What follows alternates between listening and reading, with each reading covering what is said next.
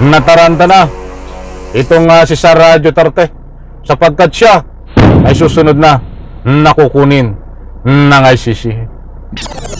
Alright, welcome back to my YouTube channel. I'm Andes Vlog. Inalmahan ni Sara Duterte itong ICC. Wala daw pakialam ang ICC.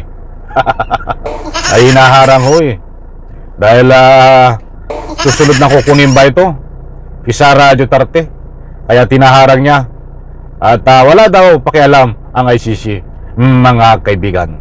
Nako, ito tibabagi ko po sa inyo latest update kay Sara Duterte tungkol dito sa usapin ng ICC.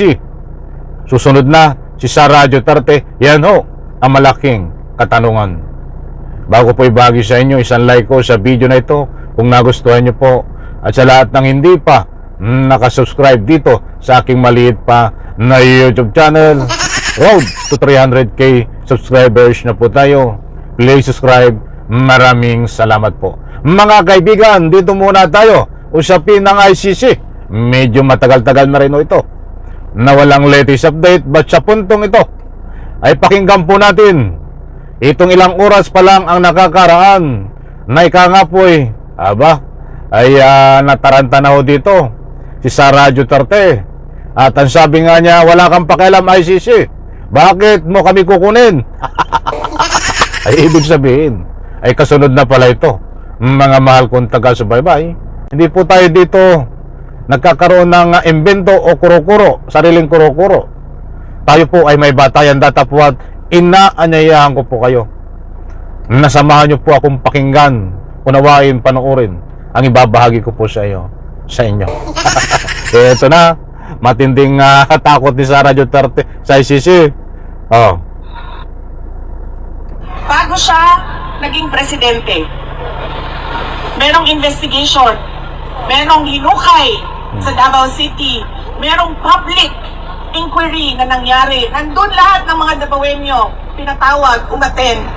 Pero meron bang kahit isang kaso na na-file dahil sa sinasabi nilang war on drugs o dahil sa ano sabi ni Sara Duterte? Binabalikan ho yung part ng Davao tungkol dito sa usapin ng ICC. Talagang kabadong-kabado na nagtatanong kung bakit wala akong na-file. Mga kaibigan, paano ka magpa-file diyan sa Davao? Kayo ang nag-aari-harian diyan sa Davao. Dalawa lang ho ang pamimilian ng kapag nag-file ka ng kaso nung kahit hindi pa presidente itong si Digong Duterte diyan sa Davao. Kung hindi ka kikitilin ang buhay, ay ikaw ang makakasuhan or madismiss ang kaso. Ilan po ang pamimilian din Kaya wala akong naglalakas loob na mag-file ang kaso. Mayroon mang mag-file ng lakas loob ng kaso, subalit isa ang patutungahan nyo, itumba ka. Ito pa mga kaibigan, pinadaanan ko lang, baka tayo kulangin sa oras. TS, wala. War on drugs o dahil sa DDS, wala. Naging presidente siya, tumuloy ang pagtatanong at pagsasabi na merong kamalian na ginawa. Meron na kahit isang kaso na final sa korte natin, sa dami-dami ng mga final na kaso from 2016 to 2022, kahit isa, wala. Kahit isa man lang, kasabihin natin, na biktima ng EJK. Meron? Wala. Pero merong wala si President Duterte. Dahil meron lang nakita na pag-abuso ng mga pulis. Nako, anong galing mambodol nito Sabagay, may maniniwala pa ho dito. Yung mga kanyang ubab na tagasunod, yun lang ang maniniwala, mga kaibigan. Sige nga, konting survey lang. Maniniwala po ba kayo dito sinasabi ni Sara Duterte? Hindi ko na po isa-isahin. Narinig nyo naman ang kanyang pahayag, mga kaibigan. Si Sara Duterte, ang paliwanag niya ilang oras lang ang nakakaraan. Ito pa, which was properly decided in Philippine courts. Natapos ang termino ni Pangulong Duterte. Wala na siyang power, wala na siyang authority, wala na lahat. dahil bago na ang Pangulo, meron ka kahit isang kaso na na-file sa Davao City o kahit saan man sa Pilipinas? Wala. Pero bukas ba ang ating mga korte na tumanggap? Oo. Libre ba sila na Malakas na ang tama nitong si Sara Mapusit. Ang tanong niya ay sagot niya, Diyos ko po, Rodi Santissima, manliberehin. Hindi na talaga ito kaya ng basta albularyo. Kailangan dito espesyalista ng albularyo o dalhin diyan sa Mandaluyong. Kita niyo ho, tanong niya, sagot niya, binuluko ang sarili, binubudol ang sarili. Harap-harap ang binubudol. Yung mga, ika nga po tagasunod niya. Diyos ko po, eto na nga. Only in the Philippines. Ngayon lang nakakita ng ganitong vice presidente. Yan ang lakas ng tama.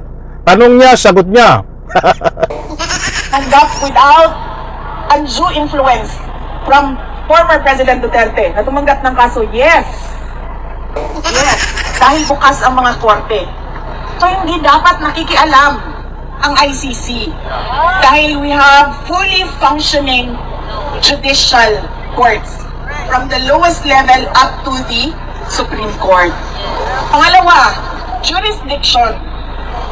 Hindi na po tayo membro ng ICC.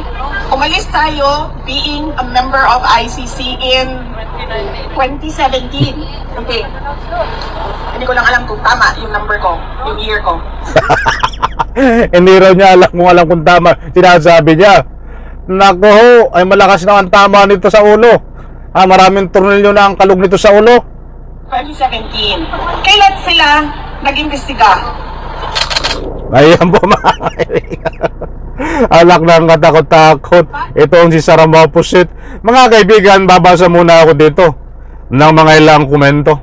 Dahil siya po ang nagsabi nga na walang pakialam ang ICC. Walang jurisdiction ng ICC. Walang kaso na isinampa.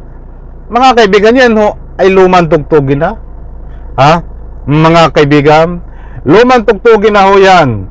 Mga sinasabi ni Sara Duterte na hindi na natin sasagutin dahil mag-aaksaya lang po tayo ng anumang public opinion dito dahil yan ho ay pawang mga basura ang sinasabi ni Sara Duterte.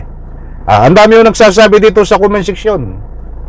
Kaya ho hinaharang muli ang usapin ni Sara Duterte na walang jurisdiction ang ICC sapagkat malapit na siyang kunin ng ICC.